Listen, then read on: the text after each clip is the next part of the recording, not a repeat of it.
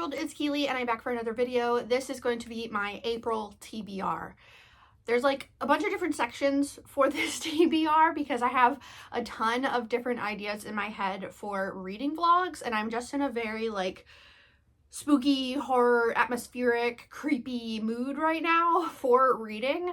I have a reading vlog coming very soon that is all themed. I will be continuing on with that, and then I have like a bunch of other ones. I also decided to grab my TBR jar. This is all series and then new books. I haven't updated it in a little while though, so it's pretty outdated as of like 3 months ago. But I figured we could pull some books from there too. This is a crazy list. I don't know if I'm going to get to all of these. Sometimes I read a lot and sometimes I don't. Right now it's kind of a mixture of finishing a bunch but also reading things kind of slower. I also have a lot going on in April, but I will need a lot of escapism throughout the month because of some life stuff that will be happening.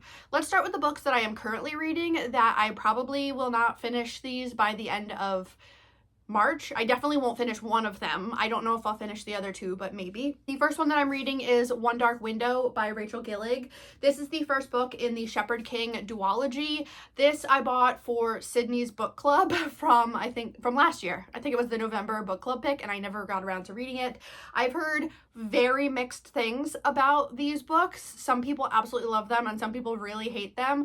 I went into it just trying to have fun, and I am about 86 pages into it and I'm having a good time. I'm really enjoying it. The writing is a little ridiculous. It's very over the top. It's a little bit too try-hardy at times, it feels like, where it could have used some more editing because you can just tell that the author is writing a specific way for like effect, and I don't know that it's necessarily having the effect that they want. I think maybe this one is one that if you want to enjoy it, you just need to go in looking to have a good time and not necessarily for anything mind-blowing. This universe is really interesting. There are these cards, the Providence cards, that will give you specific powers. Main character's name is Elspeth Spindle, that's hard to say, and she says that she needs more than luck to stay safe in the eerie, mislocked kingdom of Blunder. She needs a monster. She calls him the Nightmare, an ancient mercurial spirit trapped in her head. He protects her, he keeps her secrets, but nothing comes free, especially magic. And it's really fun. So far, you're following Elspeth. She can hear the Nightmare talking to her. He speaks in riddles. It's kind of ridiculous, but I don't know. I'm having a good time with it. And then I'm doing a slow read. This is my reread of Interview with the Vampire by Anne Rice, and I'm having a really good time with this one. It's been probably a decade since I read this. I am kind of writing all over it. I'm just having so much fun with it. Y'all, Lestat is just like the least interesting character to me. If you've read the other books, if you've read the second book, which is about Lestat specifically, let me know what you think, because as of right now, I mean, I'm only about a third of the way through it. Like I said, I'm reading it really slow, but yeah, I just find Lestat so unbelievably boring. And then the other book that I'm still reading, this one's gonna take me forever to get through because it's a huge nonfiction and I'm having a great time, but I am reading it slow as well. This one is Killing the Dead. So this is, the cover is right here. It's by John Blair. This is a new book that just came out about the history of vampire epidemics. I'm having such a great time reading it. I have a big stack of books about vampires. I've read a lot of books about vampires. I was making a list of new books that I haven't read yet. I have a spread in my reading journal of just all vampire books that I want to read that have come out in the last few years, and it was all prompted because of this book that I saw at the bookstore. So I will be slowly making my way through this one along with a bunch of vampire books. I'm really in the mood for like atmospheric spooky books, and so I have a couple here that I think will kind of fit that for me. So we have The Diviners by Libba Bray. I never read this one when it first came out. This was a YouTube darling, a booktube darling when this book first came out. And it says, Evie O'Neill has been exiled from her boring old hometown and shipped off to the bustling streets of New York City. She is positively ecstatic. It says positively. It's 1926 and New York is filled with speakeasies, Ziegfeld girls and rakish pickpockets. The only catch is that she has to live with her Uncle Will and his unhealthy obsession with the occult. Evie worries he'll discover her darkest secret, a supernatural power that has only brought her trouble so far. But when the police call Will to the crime scene of a murdered girl branded with a cryptic symbol, Evie realizes her gift could help catch a serial killer. I'm excited to have another kind of YA, I think this is YA, it feels YA, story to read that's creepy. We have a middle grade. This is the newest in the Enola Holmes series by Nancy Springer. This is Enola Holmes and the Clanging Coffin. These are a bunch of kind of standalone, but they're all also kind of connected because they're telling the story of Enola, who is Mycroft and Sherlock's younger sister, as she is also trying to become her own version of like a Sherlock character where she's helping people.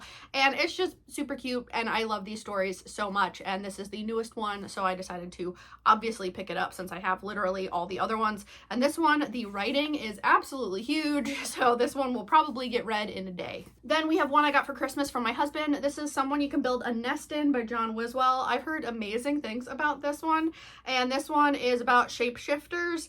I don't really want to know more than that. I just kind of want to go into it and enjoy it as I'm reading it. Do that with a lot of books where I don't necessarily know what they're about. I've just heard good things. So I'm excited for that one. I also really need to finish out this trilogy. This is the final book in Her Majesty's Royal Coven trilogy by Juno Dawson, Human Rights. This is a big story about witch covens and politics, and it's just a lot of fun. And I have loved this series so much, and I really just need to finish it out and mark it off, because if you watched one of my previous videos, you know that I am in the middle of about 1 billion series, and I would love to finish some up in April. Vampire books! Oh, we're going for The Vampires of El Norte by Isabel Cañas. I read her newest book, which was The Possession of Alba Diaz, and I loved it.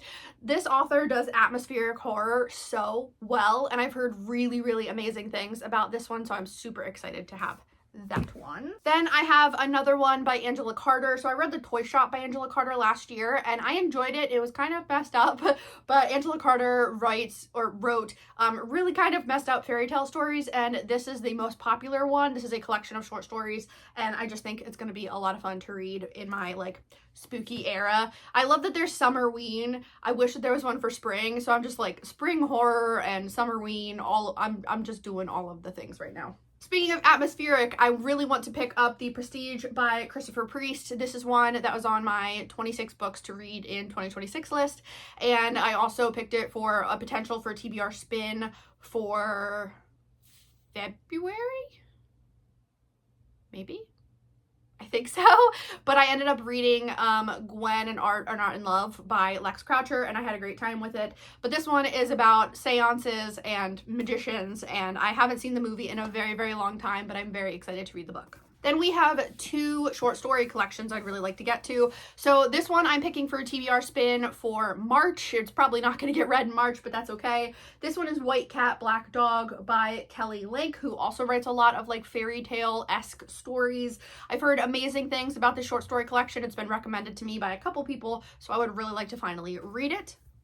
And then one that I picked up solely on the title is Night of the Living Queers by it's edited by Shirley Page and Alex Brown, and this is just a collection of LGBT horror stories, and I am so excited to get to this one. Then I grabbed 2 books from my Frankenstein collection, so you can see I have a love of Frankenstein, and the top shelf is all Frankenstein editions. This pile over here is a mixture, well, these are Frankenstein editions and some books about Mary Shelley, and same with right here is also books about Mary Shelley, other books that she wrote, books about Mary Wollstonecraft as well. And then this pile to the, well, whatever angle this is all books that are inspired by Frankenstein, and I have an ever-growing list of those books to get to, and I'll probably always have some to pick up, which is super fun. So I grabbed 2 from the list. Of course, I picked the 2 biggest ones. These are both YA though, I think.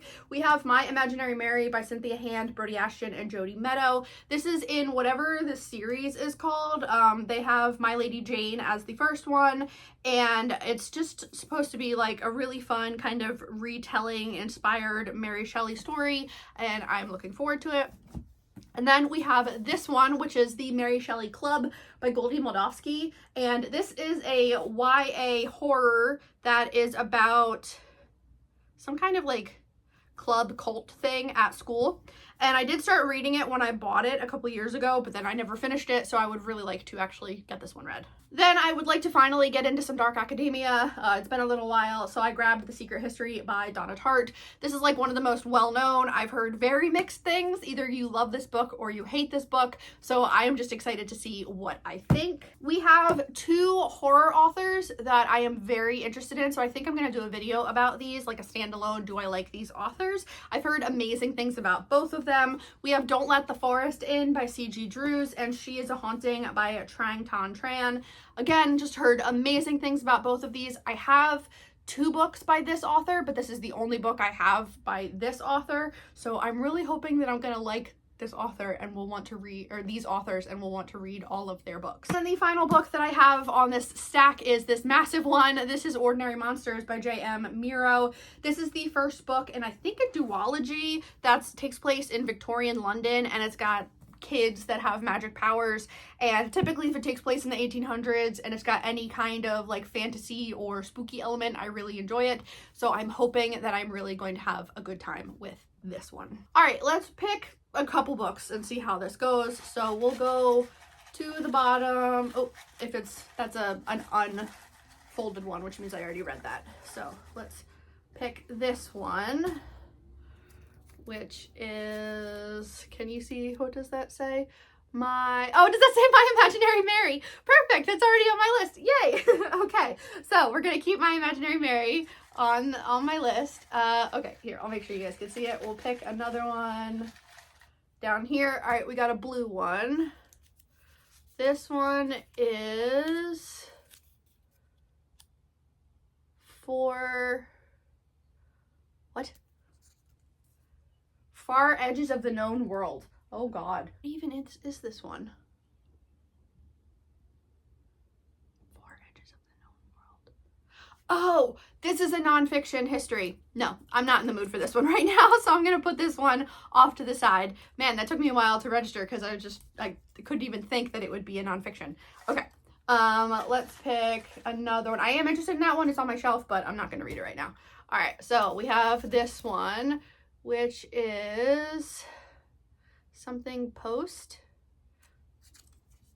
Scotland's Forgotten Past, another nonfiction. So we're gonna go ahead and put that one to the side. Y'all, this was going really well, and then now it's not. All right, we'll pick this one. Please don't be a nonfiction. I am not in the mood for nonfiction that's not about vampires. No, that's another nonfiction. Actually, that one might get read. That one's About Us, which is a book of essays by people with disabilities. So maybe. All right, we'll just pick one off the top. What the hell? We'll go with this green one. Oh, here we go. Okay, Homegrown Magic. Let's grab that. That's right here. All right, we'll throw this one on the list as well. This is a romance that's about a woman that owns a greenhouse. It's by Jamie Paxton and Rebecca Potos, and I've read, I think, one book by Rebecca and had a good time. So yes, we're gonna add this one to the list. Okay, kind of a success, but not really. That's all right. That's what happens when you have such a huge mix of genres. But anyway, that is it as of right now for my April TBR. I will probably do a reading vlog for a couple different things. The bowel cancer, colorectal cancer readathon is also happening in April. So I will probably do a separate video where I read books that fit those prompts based on some of these books. I know one of them is like a book that has red on the cover, which I can use this one for. There's one that's a book that's under 400 pages. I think it's 400, and I definitely have at least one of those on this list. So I will probably be doing a bunch of reading vlogs, like specific reading vlogs coming up, because I need things to focus on to take my mind off of life. But those are all the books that I have for my TBR as of right now. As you know, I'm a mood reader, so I will be picking up other things. I'm also reading a book or two or three on my Kindle, so I will continue to read those too. Let me know what you guys are planning on reading in April. Do you have any vampire book recommendations? I am always looking to add more to my list, and I think that's it. So thanks so much for watching. I'll catch you in the next one. Bye.